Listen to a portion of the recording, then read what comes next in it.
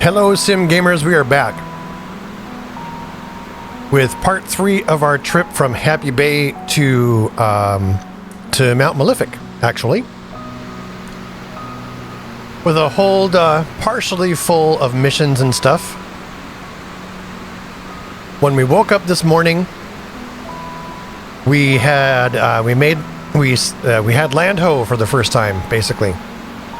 Using our navigational techniques of using the sun and the stars to determine our latitude and longitude.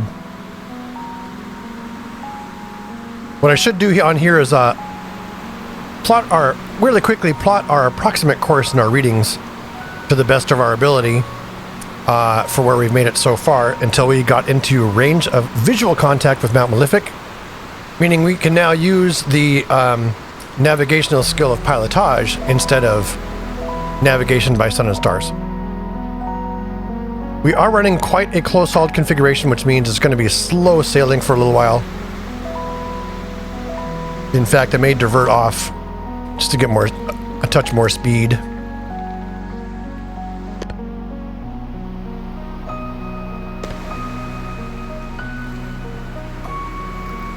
I'm gonna let out two pegs of that the mizzen mast to get me going in the direction I want to go.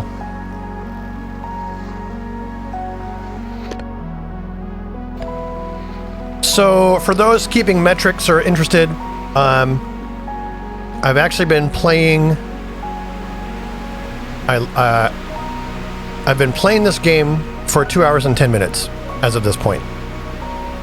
I know my episodes are, usually 20 to 25 minutes is kind of what I target for these. But 2 hours and 10 minutes is the actual amount of time that I've been playing. And we'll see how long it takes to get from first contact to actual docking at Mount Malific. All right, the wind has shifted such that we can actually get ourselves a nice tack into close-hauled sailing on what I think is the correct approach side of Mount Malific. So I want to be pulling windward, if anything. So one more peg pulled of the mizzen mast.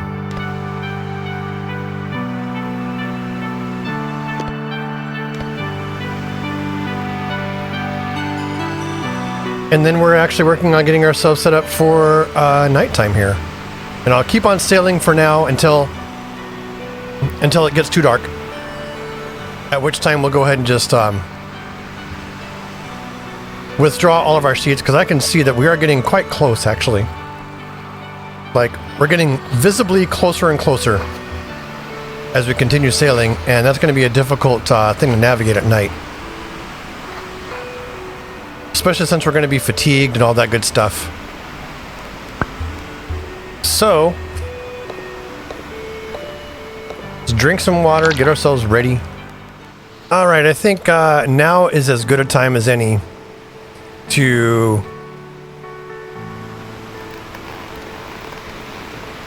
let everything go. We're going to weather vane our masts.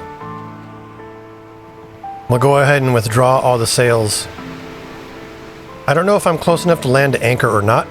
Guess we can find out, though. Wrong one. It's over this one. My tiredness bar is just now beginning to flash, so we'll go ahead and get ourselves set up for the night and make landfall or make port tomorrow.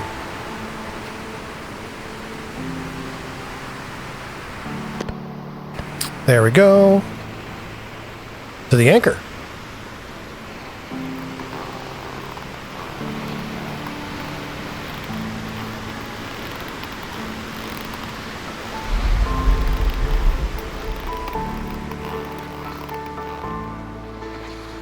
The anchor has reached bottom.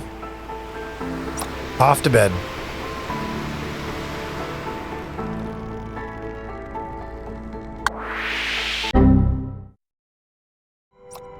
It is daytime, Sim Gamers. We recovered from the game bugged out. Remember that this game is in early access, but we've recovered. Everything's fine. We're all fine here.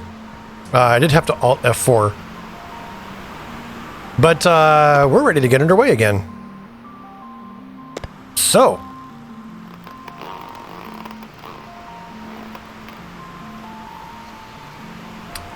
first things first. Oh, we're not anchored. Okay. In that case, unfurl. Yeah. Over mousing my inputs. Getting a little excited here. And I see trees of green and skies of blue. And in this kind of journey, I think to myself, what a wonderful world that this game dev has made.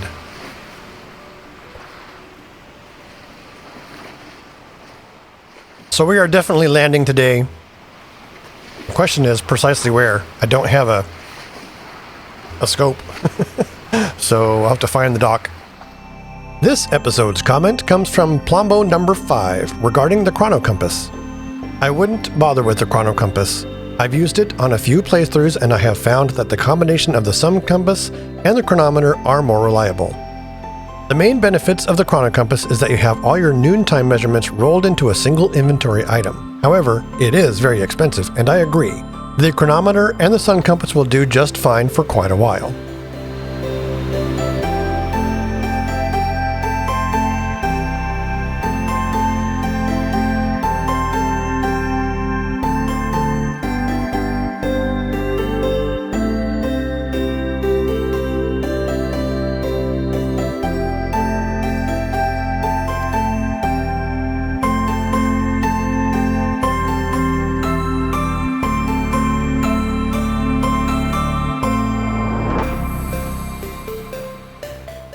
That was Voxel Burbs by Harrisheller, part of the Stream Beats ambient playlist available on Spotify. And I spotted the dock through that scene, actually on the other side of this rock here. So we're just basically getting ready to turn around and make our way to that dock. I do believe it's over there. Turn that music down and bring it to the background as opposed to the foreground. And it's coming up on 3 in the afternoon. So we'll be putting in the evening here. I will note, however, although the wind is light, as we come into dock, we're actually going to be running before it. More than anything else. Here we are arriving at Mount Malific, the village of Mount Malific. In the Aestrin region, Aestrin region is characterized by, I want to say terracotta or stone buildings with clay bricks. And they're pretty big fans of their stonework. So a lot of their docks are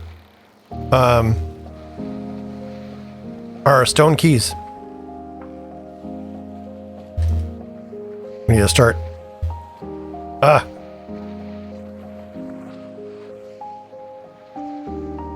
We are coming in awfully fast.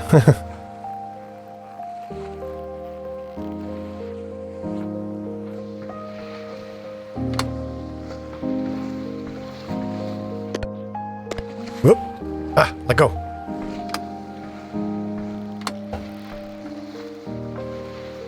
And we've crashed into the dock, hopefully not too hard. I know at some point ship damage is going to be modeled, so we'll have to keep an eye on that kind of stuff. But we're ready to go ahead and throw some lines and get anchored down here for delivery. Where's the delivery place? Right there. Which means I can do... Oh, this'll work.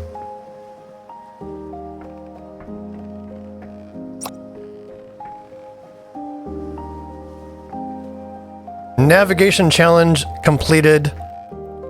Now we'll go ahead and get ourselves offloaded. All right, here we go to finish off our deliveries. 1 eel. 1 seafood.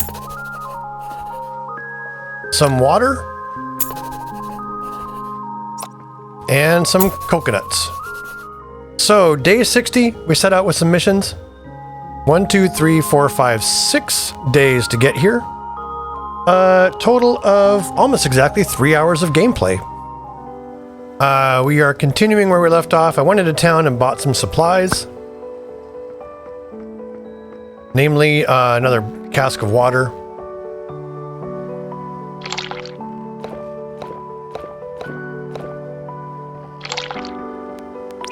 In fact, I should replace this cask of water as well.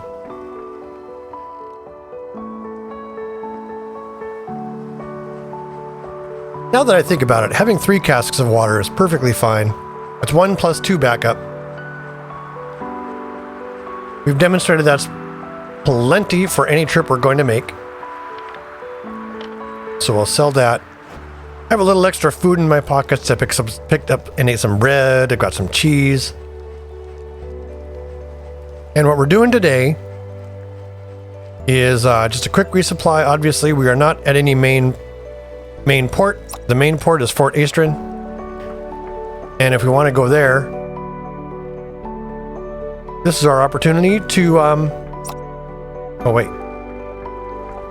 Yeah, this one goes on here. This is our opportunity to do a trade run, basically. We'll see what missions are available. Possibly load up on those.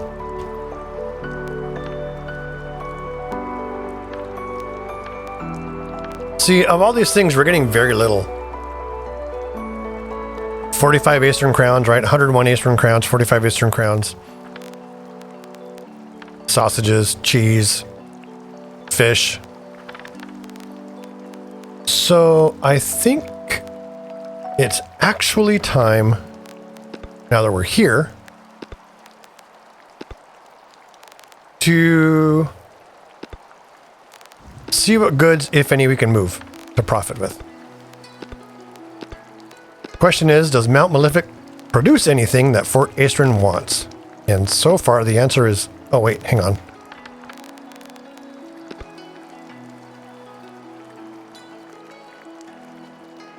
I might have been looking at the other chart wrong.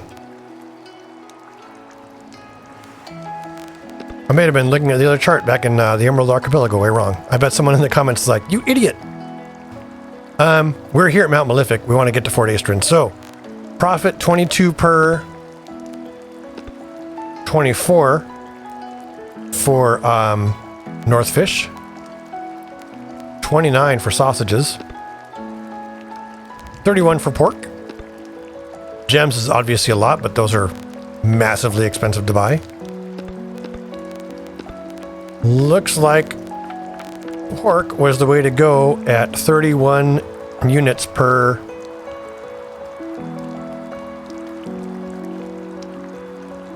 thing. And they have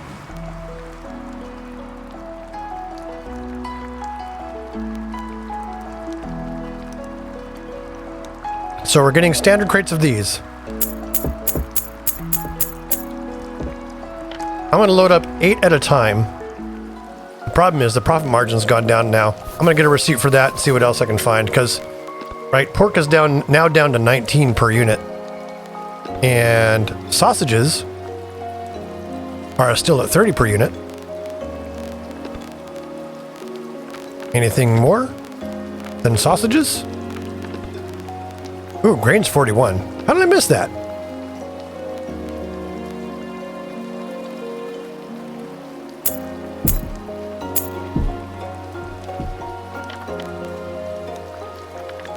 Let's go ahead and get a receipt for those. Ah, yes, bigger boxes.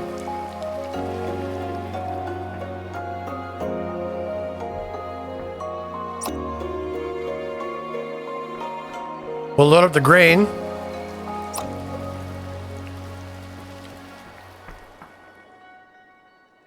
And then I don't think I'm going to mess around with too much more and just get moving.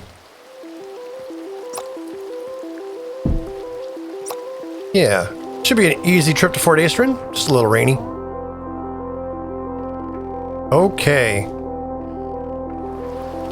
The clock still says it's noon. It's just a very dark noon. I need to grab my downstairs lantern and bring it upstairs.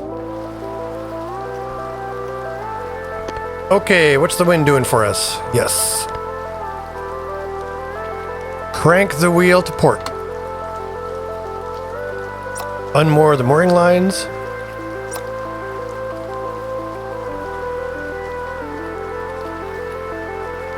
Let that weather vane, and we'll just get a little bit of sail out here and give a push off.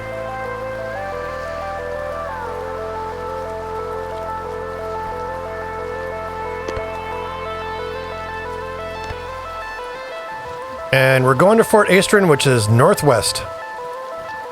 Assuming that's Sunspire, I bet that's Fort Aestrin over there.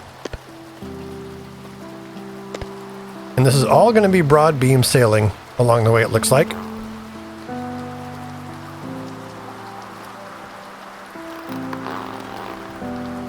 Let's unfurl everything we've got.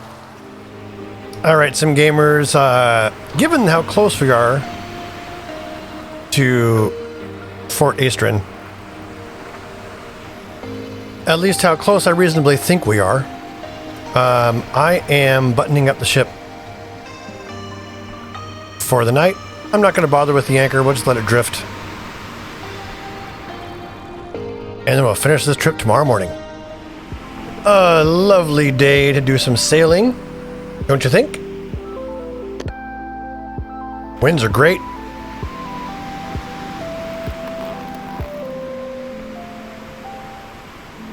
As far as the wind position across the bow, that's great. And then, yeah, we were actually quite close. So I am glad we just sat down there. Now, this is extremely close-hauled sailing, so we're going to go ahead and tack. I'm going to weather vane the mizzen mast so it won't interfere with my foremast. Let our momentum carry us through this turn. Wind's falling off on the foremast, or the mainmast.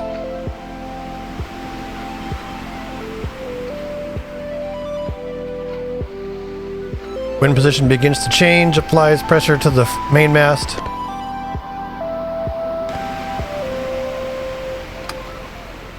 And now we've established a good wind, pretty good wind draw.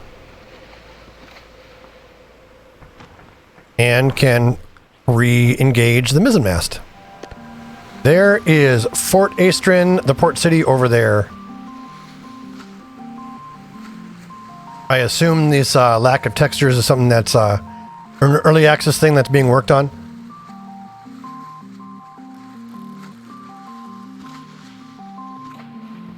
Okay, we should make it by evening. The wind is light, but we're running before it. And, oh, there she is. We'll get a better glimpse of it in just a bit. But that is the brig available for sale at Fort Aestrin for probably a lot.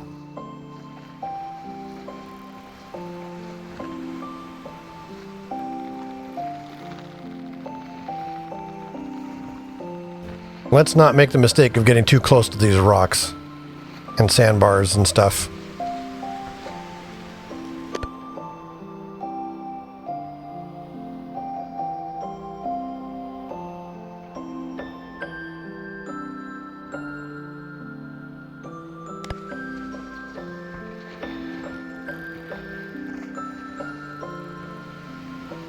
And there's the shipwright dock over there to the right.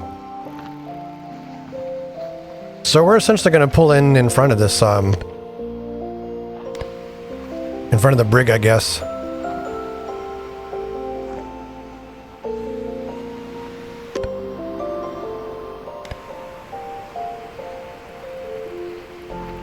And what I ought to do, before I get too close this time, before I get going too fast, is actually withdraw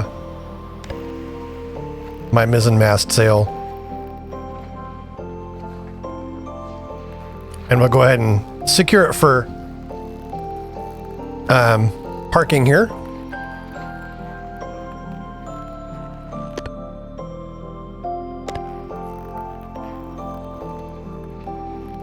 Just pulling on this winch, getting it in position. There we go.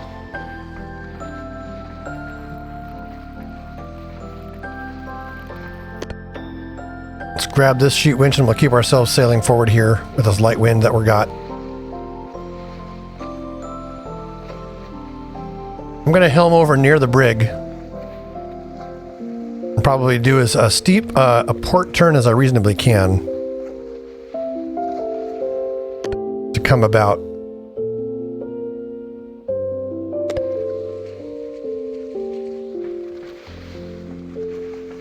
And we can do the same thing with this sail. We can reef it quite a bit so we don't have nearly as much forward momentum coming off of it.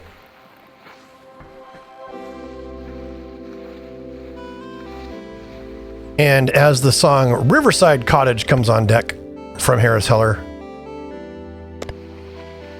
we find ourselves slowly pulling in to the dock. I think everything from here on out should be handled by momentum.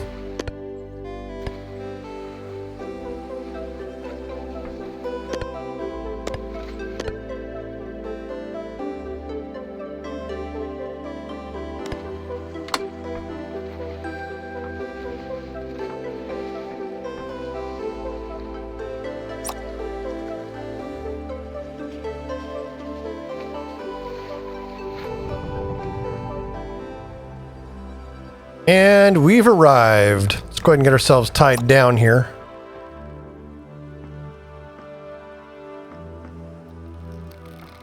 It's not going to be the most efficient offload ever. I bought my grain at 408. So pork selling at 241. 2, 3, 4, 5, 6, 7, 8. Get that receipt. And we also had grain.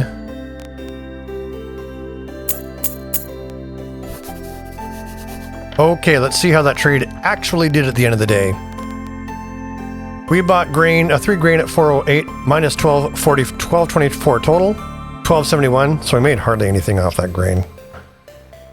Like 50 bucks. The pork we bought at 1760 total, 1879. We made about 100. So I probably would have made more money just doing the missions. But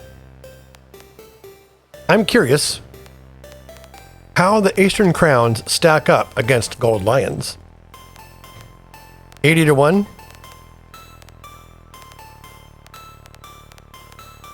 2. So I can get 41 gold lions with what I've got. Meaning I've got a fair bit of work to do.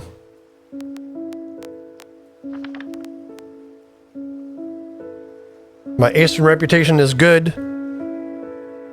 All my reputations are in good shape as far as 20% discounts and things like that.